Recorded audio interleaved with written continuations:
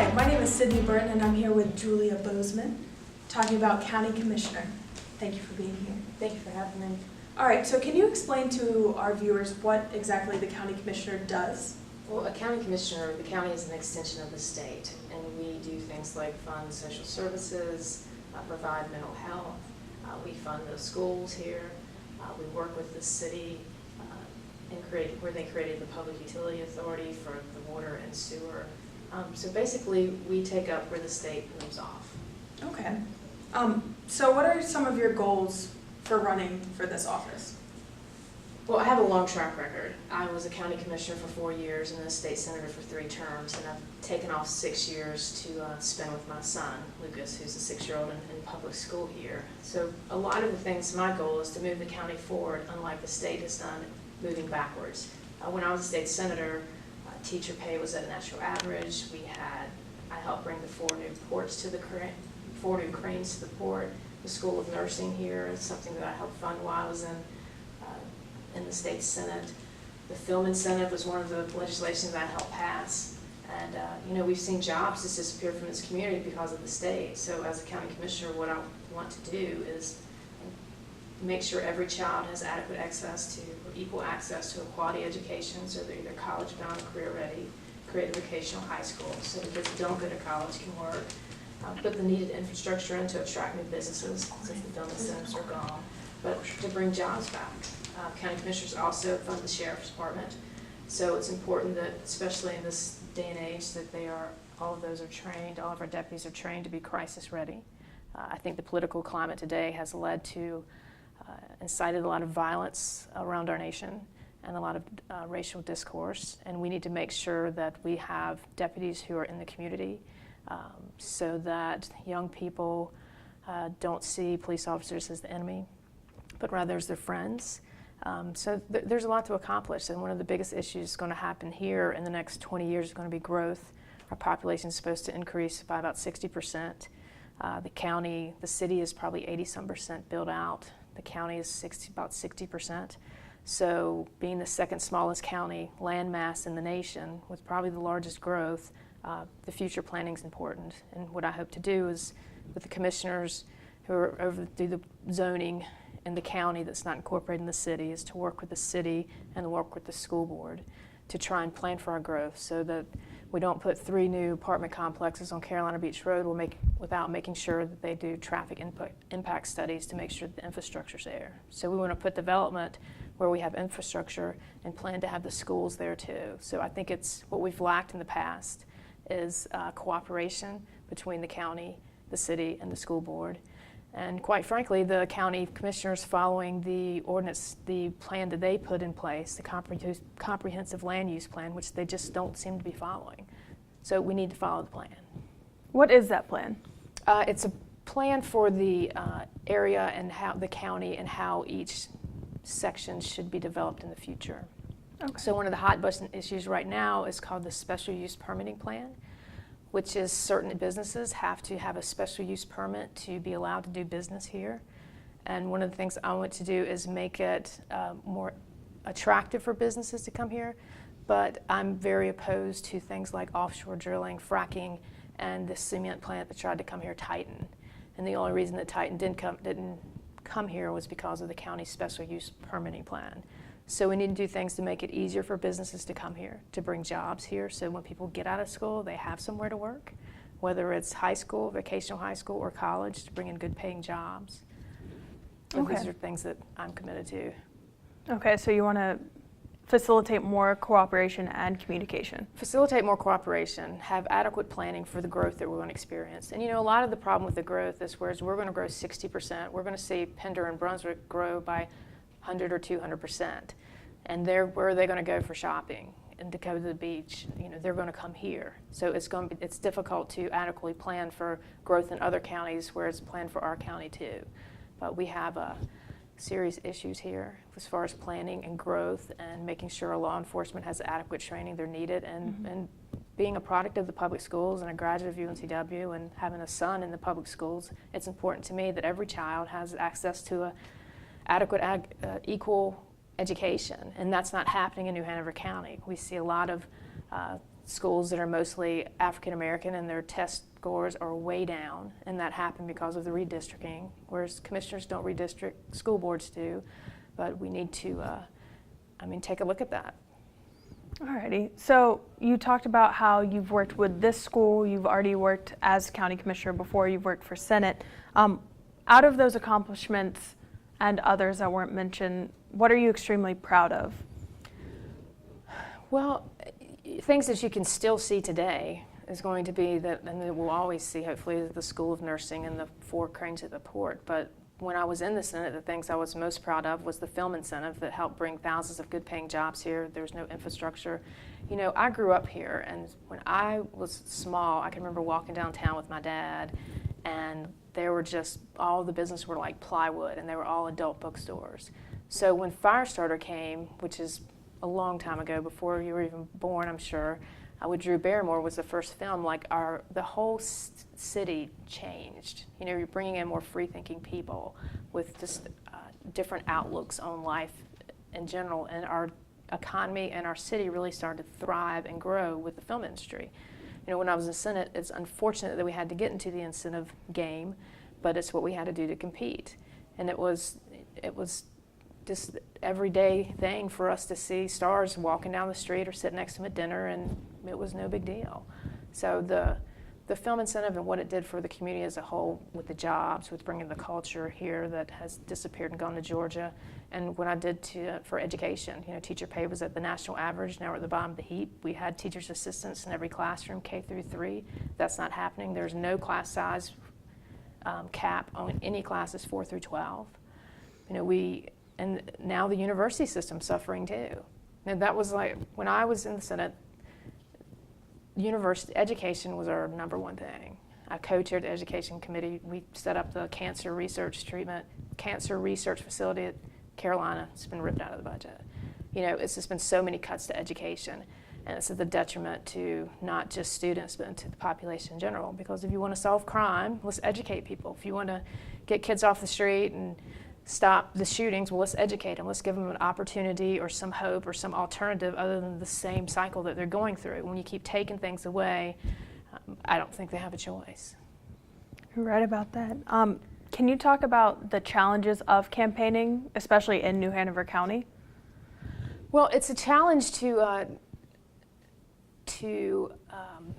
campaign at this level, from going from a state Senate seat where I was spending and raising, you know, upwards to $500,000 for the same district. So it's a lower budget race that I'm doing, and trying to balance, as a lot of people, you know, I'm a mom and I work full time, and running a campaign, you know, it stretches us pretty thin. I'm certain my family will be glad when it's over. You know, probably the hardest part will be when my opponents decide to get extremely negative.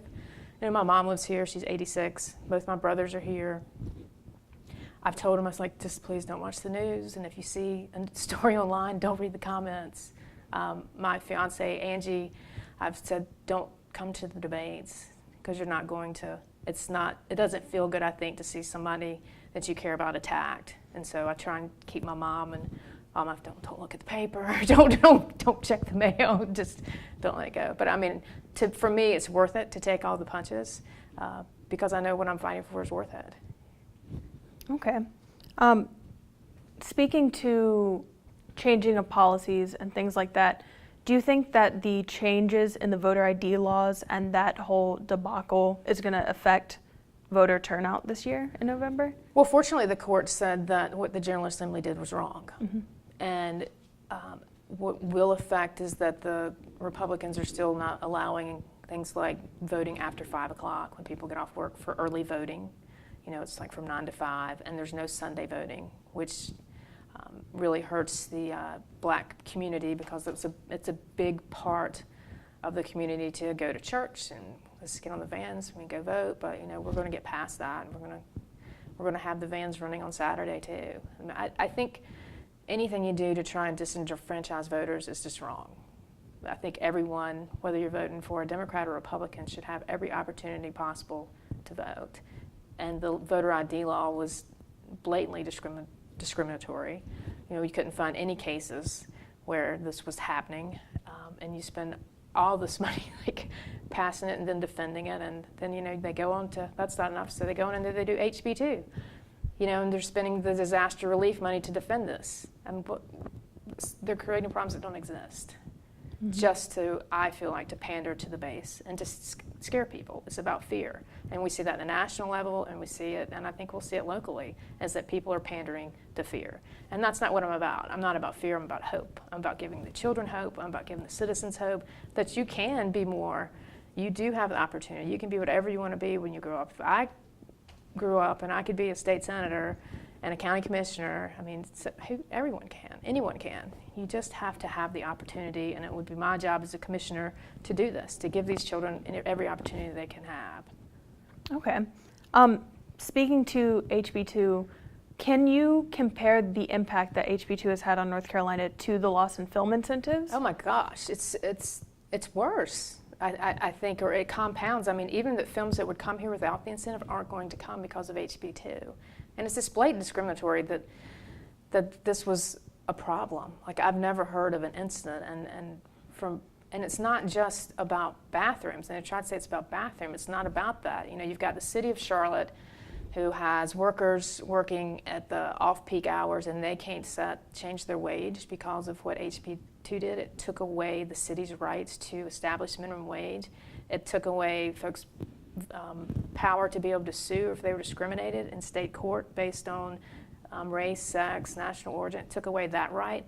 It tells me that when my child turns 7, that if I'm on 95 and we stop at a rest area, I'm supposed to send him into the men's restroom by himself. It's ridiculous, and it does nothing but, it's driven business away. We're like the laughingstock of the nation. So I'm hopeful and confident that this election is going to change at the governor's level, with Cooper getting elected, that will change the climate, and we won't be the laughingstock of the nation anymore. Okay. So what would you change in New Hanover County? In New Hanover County, what I would do is, the growth is going to be a big problem with us, okay? So the plan for the growth is the one thing I would do, and then to ensure the county commissioners help fund the schools, and they fund the teacher supplement, and also they help fund public transportation, a lot of which UNCW students use to come back and forth from off-campus to on-campus. So we help fund that. I have opponents, Woody White, who would like to totally do away with public transportation. He would balance the budget by dipping into the rainy day fund, getting rid of public transportation, and cutting out welfare. And I don't agree with that. I think that we need to expand public transportation where we can to get people to and from work. The county also funds, through public transportation, federal dollars, helping get seniors to the dialysis treatment. That's what Wave Transit takes them back and forth to doctor's appointments. So, you know, I think it's important that seniors get the treatment, the health care that they need, and that folks get back and forth to work. Could we do it better? I'm sure we could. I had someone ask me last night at a forum, can you get a train from here to Raleigh? I'm like, I wish I could, but I'm just a commissioner, because that would be awesome. I would have loved to have ridden a train back and forth when I was serving, but I mean, there are limits to what we can do, but we can certainly make it a better place. And I think that it's crucial in this election with the county commission, what will happen to growth. But if it turns the other way, we could see, if it's a Republican-controlled commission, I think that we would see uncontrolled growth, everyone's welcome, open door policy, bring us whatever you want to bring us. And whereas myself, I think that we need to make sure that we do attract businesses. We don't have the ones that will, we want ones that will work with our environment, not destroy it. Because that's why we moved here. That's why I live here, because of the wonderful climate, the natural resources, the beach. And we need to do things to protect it so that people want to continue to move here and stay here. Okay. What do you think that New Hanover County and North Carolina as a whole can do to facilitate more younger people voting in these elections? That's a great question. I think that what some of the campaigns have done by going on campus and trying to empower students to get involved, to realize that your vote does matter. I know when I was in college, I probably wasn't paying attention to what was going on. If it weren't for my mother taking me when I was in high school to the library and making me register to vote, I probably wouldn't have paid as much attention as I should have. But I think your generation is so different than it was when I was growing up. You know, you're more involved, you're more forward-thinking, and I think that we recognize that. And a lot of what you've seen, what I've seen, is that to try and discourage college students from voting is like, say, at Appalachian, they tried to move the polls so far away so that the students wouldn't vote, because you find that people who are more educated vote. And Republicans tried to take away parents' tax credit. Didn't pass. They say, if your child votes where they go to school instead of where you live, we're going to penalize you on your in-state income tax. So they've tried to do things to punish people for voting. And I think that we should do everything we can to encourage it. Okay. Do you have any specific message you would give to those people who don't think that their vote matters? Every vote matters. The first time I ran for county commissioner, I was top vote getter by 122 votes. And I'm sure there's 122 people on campus. The time before that, a city council member won by 12 votes. The last district court judge here won by like 11 votes. So you may not think it does nationally. It does, because they all add up, but locally, they're extremely important. Because we're looking at our county commissioner race, there'll probably be a very small margin between the last few seats, I think. I mean, it's going to be a close election. It does matter. And I think if we sit back and say my vote doesn't matter, then it does. If I vote, then I feel like I have the right to say I don't like the way something's going. So I'm going to do something about it. I'm going to do something about it with my vote. I'm going to do something about it showing up at meetings. I'll do something about it if it's doing marches and protests and whatever I have to do. But I just think it's important to be involved in your community, to know what's going on, to care about it, and to help move it in the right direction, the direction you want to see it go, not to sit back on the sidelines and say, I can't believe that happened. Stand up, be counted, do what we have to do. Awesome. Well, do you see yourself running for Senate anytime soon again? I do not. I have a 6-year-old, and the reason I didn't run for re-election the first time was because my partner was pregnant with him. And, I love my time in Raleigh, but right now I just want to be home, making a difference here where my son's in school and Angie's son's in school, and where I was born and raised. New Hanover County represents every part of me, my past, my present, my future, where I was born, where my family is, and where we're raising our kids. So I'm very committed to New Hanover County. I want to do whatever I can to move it forward.